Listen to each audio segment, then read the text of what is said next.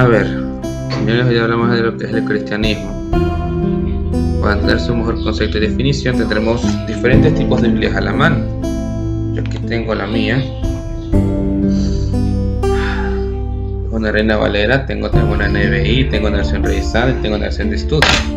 Para analizar y concluir cosas de la Biblia que la gente no entienda.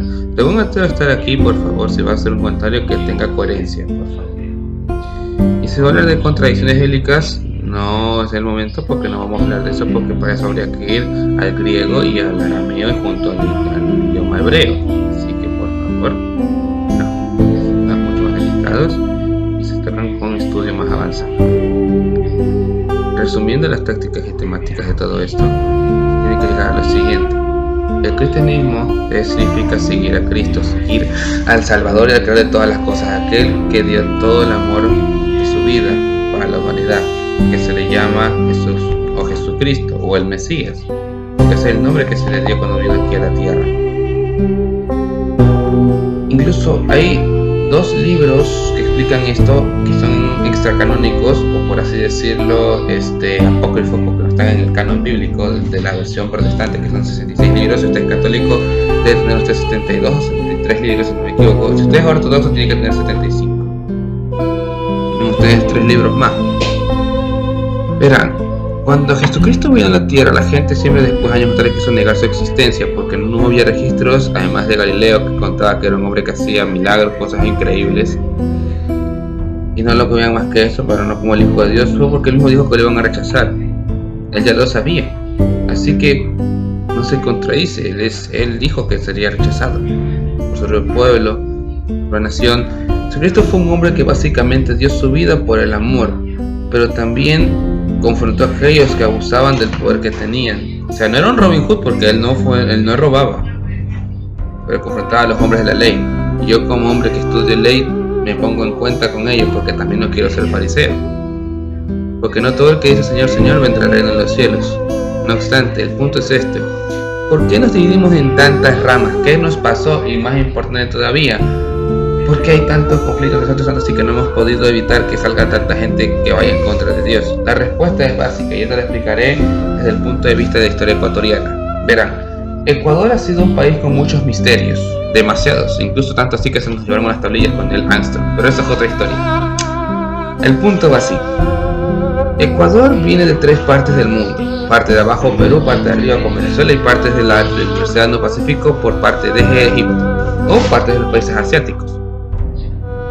Pero más de Egipto, porque hay una versión en internet que encontré que sonaba muy interesante, que mandaban gente que servía a Osiris y a otros dioses egipcios a las tierras ecuatorianas, o en ese entonces que eran tierras de Cor, eran tierras sin descubrir. Básicamente llegaron acá y comenzaron a aprender agricultura gracias a que murió una chamana que tenía el nombre de llamada Umiña. Después se la comenzó a considerar como diosa, porque dice que su corazón sobre una piedra de oro verde. Bueno, no, piedra verde, porque el oro no es verde, perdón. Y se la pusieron un ratito. El punto va en lo siguiente: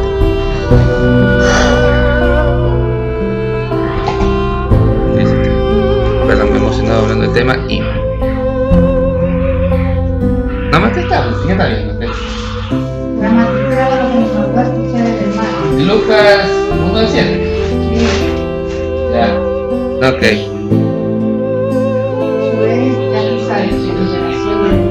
Ok, gracias. Bueno, explicando la situación que está tratando de decirles y tratando de no imaginar tanto. No, tratando de no imaginar, porque si imagino creo que saca la voluntad de Dios, no la mía, porque me siento que me puedo equivocar.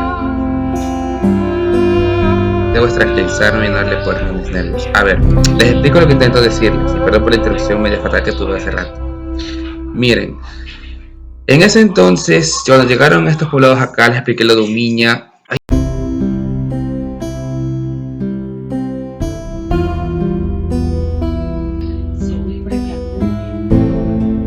Porque verán, como cristiano que soy, no podemos adorar a otros dioses, ni siquiera alguien que haya tenido una significativa forma en la historia ecuatoriana, lo cual tiene respeto, más no llegar a ese punto. Y explicaré por qué la historia de Umiña, o más bien su leyenda, consiste en que era la curandera del área, sabía agricultura, pescado, pescadería, y le enseñó a todo un pueblo de Manta a hacer todo esto.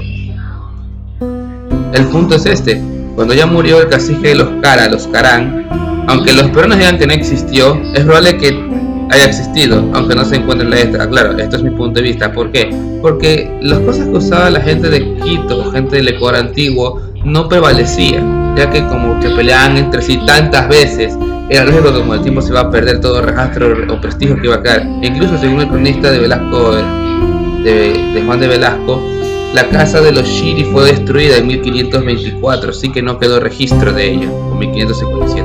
Tengo que buscar bien ese dato.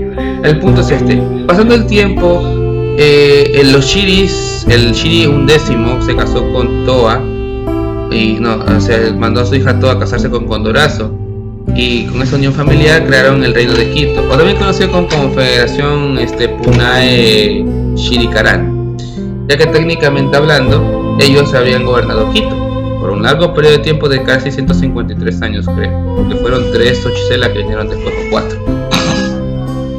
Cuando llegó Huayna Cápac, que nació en Riobamba, por cierto, hoy actual Ecuador, básicamente él quería conquistar la tierra de Quito porque tenía misterios que quería saberse. Sin embargo, la gente dice, los peruanos historiadores dicen que no existió porque no hay registro. Se repite por última vez, no hay registro de esto porque básicamente todo se perdió en la destrucción de la batalla de los hermanos Huáscar y Atahualpa, y también porque básicamente en las luchas se destruía todo prestigio que quedaba de recuerdo. O sea, así eran los indígenas en ese entonces, o al menos el Ecuador antiguo. En cuanto a los punaes y otras cosas que no se hayan roto, son cosas así. Perdón, me enteré en un ratito. El punto va así, para que entiendan. Cuando llegaron los españoles, que fue lo mejor, porque no sabríamos la verdad si no llegaban ellos, aunque fue por el catolicismo, pero de alguna u otra forma llegó el cristianismo a la nación. Cuando Atahualpa y Huáscar se dieron de piñas, bueno... Te voy a escribir algo antes. No, tranquila que se voy a editar. El punto es el siguiente. Verán, cuando Atahualpa, que era cusqueño, bajo la historia que se confirma que es cusqueño, no quiteño, como se cuenta, él logró conquistar el Cusco.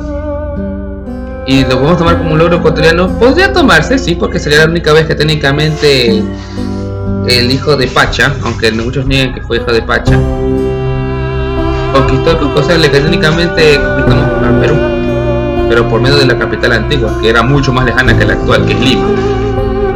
Sin embargo, no es algo que se use como así a favor o en contra. El punto es que tuvimos la ventaja de tener a un cusqueño llamado Quiquis, un general, también a Rumiñahui y también Hualcopo no era un nombre que no me acuerdo, Calpuchimac, que era quiteño, un general muy bueno, y así logró vencer técnicamente ahí y ganó. Y es un honor tener a un general, pero no está bien porque lo único que fue destrucción y muerte. Punto que en una guerra no se gana nada. Aunque se diga que técnicamente Perú conquistó por alguna vez, no fue así. Porque Ecuador es un país que con lo poco que tiene sobrevive. Y eso se demuestra en el libro de la versión peruana, la versión original hecha por Luis Hugo Ochoa, que cuenta cómo pasó realmente el conflicto. No como lo cuentan que solo 20 días caímos, no. Ecuador puede aguantar mucho más, quizás 6 meses más, o 7, 8 más, mucho más, sin que llegaran a quebradas, sin que llegaran al oro. Pero cuando hubo un alto al fuego el 20, el 21 en la noche hubo un ataque sorpresa y se derrumbó el puño defensor. Así que no es como te lo cuentan en la historia, en la escuela, mi estimado amigo. El punto es este. Volviendo al tema del pasado, y porque hablamos y tocamos este tema, el punto es que cuando llegaron los conquistadores, tomaron todo esto y diseñaron de toda la área, nos enseñaron lo que fue la lectura, los libros, y tocaban muchas cosas.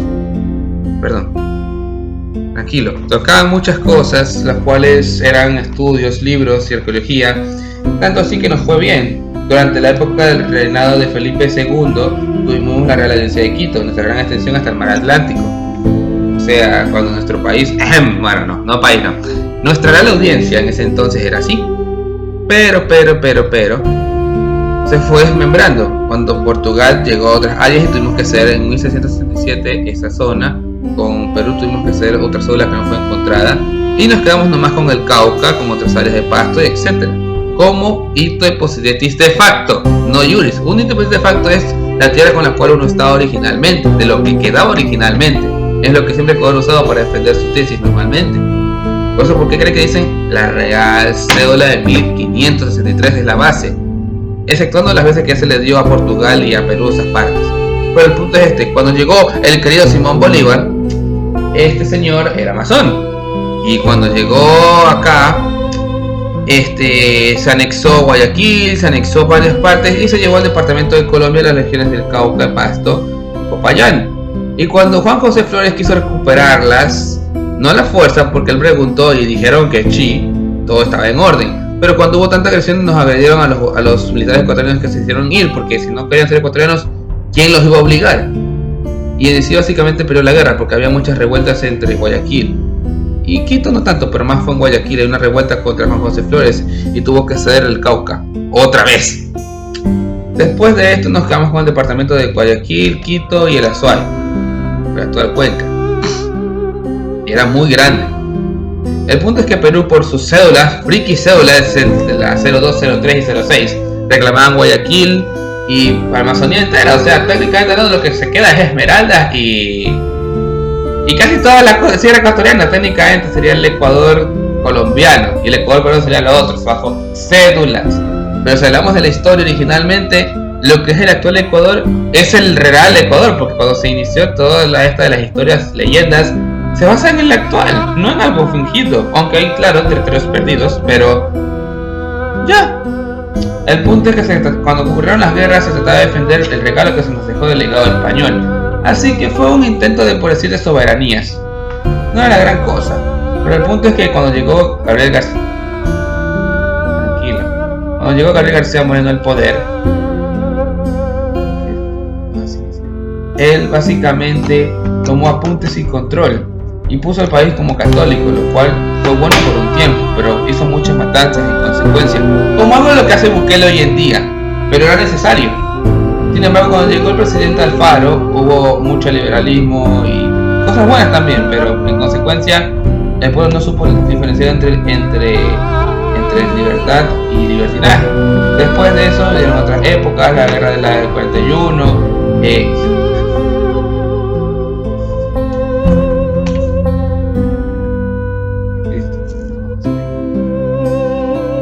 el punto va así, que durante ese conflicto perdimos lo que se llama el río Marañón y otras cosas, pero eso realmente, si lo tomamos en cuenta en jurisdicción, no era ninguno ni Perú de Ecuador, solamente fue una guerra que se llevó por las armas. Porque si nos basamos en los hitos positivis y de facto, solamente es una discusión ridícula. Y antes de que digan que los españoles hicieron mal las demarcaciones, no las hicieron mal, porque en primer lugar, ¿qué iba a pensar el español de separar las provincias? ¿Quién se le iba a ocurrir esa idea? El primero no quería separarse, no quería desmembrarse ni en broma, no quería separarse. El punto es que nunca pensaron eso, porque se habían dividido las jurisdicciones de manera correcta para que hubiera una mejor organización en el Imperio Español. Pero cuando ocurrió eso, ya se fue. Después, llegando a los 81, al año 95, las últimas guerras y a la actualidad, el punto es que se usaba Dios en la política para hacer el mal la mayoría del tiempo, pero hay veces que no. Por ejemplo, con Bukele está usando papeles estrictamente confidenciales y concisos, pero ha habido paz. Así que lo ha intentado en serio este señor. Sin embargo, el punto que llega con mi historia del país no se han dado cuenta de un patrón, y por eso no les conté este dato, pero entre ecuatorianos nos peleamos entre la costa y la sierra, y esto es histórico porque los Punay y los Caral no se llevaban bien y tuvieron que casarse para unificarse. Luego después, Guayaquil como provincia libre y Quito como estado no perduraron, pero cuando tuvieron que separarse, por hombres que no quisieron ver la separación de nuevo de esta, han querido evitar lo inevitable, y es probable que en un futuro, si es que es posible, con el Quito quieran separarse, porque el uno se conoce del otro, y es mejor evitarlo, pero si Dios no quiera, las llega a separar, seríamos anexados, porque así es nuestra historia. Vivimos entre anexaciones y entre separaciones, porque somos como una manzana de discordia entre dos naciones que existieron y aún existen un poco, y otras áreas, porque ahorita Perú está viviendo lo que Ecuador vivió del 98 al 2007, que eran los derroques. No obstante, el punto va de la siguiente manera: cuando hay realmente amor de Cristo, no hay razones por luchar tan feo. El punto es que todo este país fue bueno que llegara el Imperio Español, porque sin ellos no hubiéramos podido conocer a Dios, al verdadero Dios. Aunque claro, estaban los imágenes, las Marías y todo eso. Pero se tiene respeto, porque cada uno cree en la forma que cree Dios, pero el punto es cuando uno busca las escrituras, ve la ley que Dios ha dejado y ve lo que Jesús mandó a hacer la voluntad del Padre, es algo sencillo, porque implica no matar, no robar, no cometer adulterio. ¿Y qué es lo que se me hace hoy en día en los noticieros? Eso. Así que es una lucha moral y ética muy fuerte de todos los días, porque hoy en día cualquiera que pierda el juicio o su identidad, que es la palabra sobre el juicio, básicamente no tiene razones para vivir y solo mata porque sí. Es como el Guasón de la película de Dark Knight. No, tranquilo, me imagino. El punto va así. Básicamente hablando, uno trata de hacer lo mejor, trata de dar lo mejor, y he comprendido que mi país es un país muy necio. Pues como José Flores lo dijo una vez, ustedes son ingobernables. Pues sí, somos un país rebelde, y yo pido perdón por eso. Pido perdón a Dios, pido perdón al Imperio Español, que nos dio muchos conocimientos que no sabíamos, aunque también pedimos disculpas por revelarnos, pero no tenemos otra opción, porque Fernando VII fue el peor rey que pudo tener España, tanto así que no le importó ni sus propias tierras. Al menos es lo que da a entender la historia, espero que alguien pueda contradecir para saber. Y también porque aprendimos a las malas que, bueno, los que entendemos la historia del país, de nada sirve pelear tierras si la gente no te quiere allí. Y si queremos conquistar Perú lo podemos hacer, pero nos costaría casi el 90% de nuestra población para hacer eso. Si la guerra de Huáscar y Atahualpa, que la ganamos nosotros, fue fatal, ¿cómo entonces sería una guerra actual?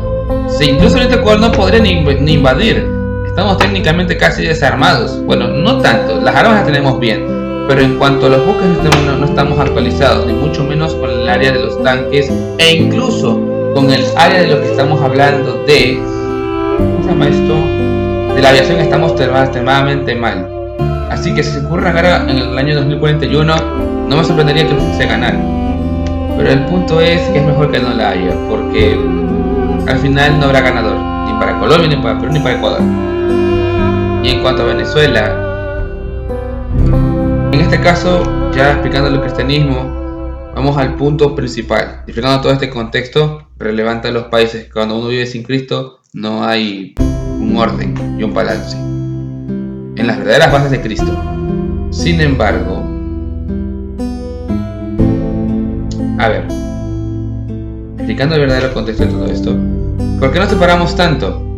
Cuando murieron los discípulos de Jesús, o los apóstoles, dejaron a sus antiguos aprendices que escribían los otros libros, y poco a poco se fueron guardando códices, pero vieron códices que contradecían los códices de ellos, así que tuvieron que hacer una guerra explosiva por el fin de que no dejaran engañar por falsos evangelios, los cuales son los considerados hoy en día apócrifos. Pero no todo evangelio apócrifo era apócrifo mismo.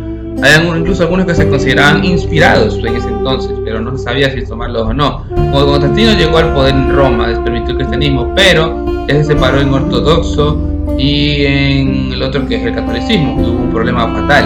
Luego después apareció Lutero, que defendió una tesis diciendo que lo que están haciendo los católicos estaba mal, lo cual se comprobaba, pero se respetó y se separaron de la iglesia.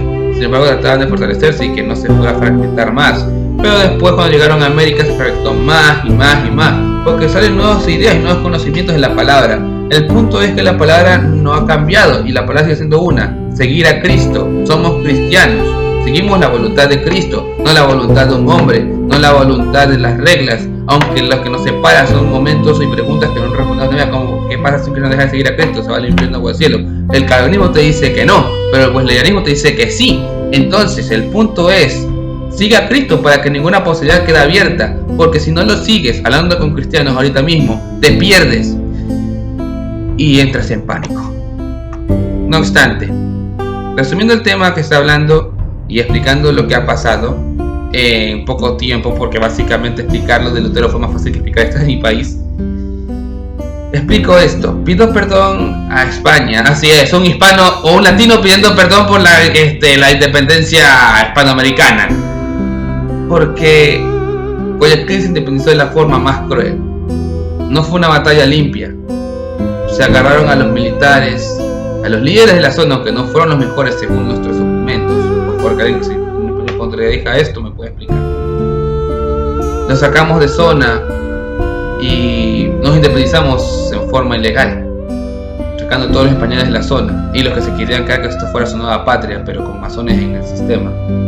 Lo cual pido perdón porque el Imperio Español, sabe que no dio las mejores estructuras a Guayaquil, no siempre, en sus primeros años fue excelente, de cierto modo, aunque nos invadieron muchos piratas.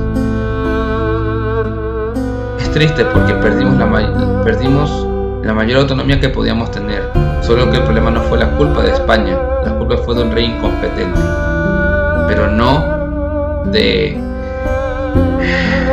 del pueblo español, no en sí mismo, y además que no eran los austrias los que gobernaban, eran los Borbones. Y claro, no digo que Felipe VI sea malo, hasta ahora parece ser un excelente rey, y como le habla a su hija es excelente, toma responsabilidad de sus actos y hechos, es un rey, tiene mis respetos, y si algún día se reunificar el Imperio Español, presente, pero piensa en rico no se respetan las autonomías como lo hacían al principio, de los indígenas y de la gente negra. Pero el punto va así. Arrepiento mucho de la independencia de mi ex país, porque ahorita somos una provincia del Ecuador. Pues esto lo que causó fue únicamente que Bolívar nos anexara y que no hubiera verdadera paz como quería José Joaquín de Olmedo, porque independizarse a punta de espalda es traición, y no hay nada peor en el Imperio Español y en casi cualquier otro imperio, pero más en el Imperio Español se hace énfasis a esto, que una traición. Y eso que soy hispánico y quiero aprender el idioma quechua, pero quiero entender bien cómo fue que llegamos a esto. Y según la historia nos dicen que porque no se cuida bien y los encargos eran embaucados, pues hay que tener una mejor solución, pero parece que la necesidad le ganó al pensamiento y es triste porque es así, pero espero que algún día puedan perdonar. Gracias.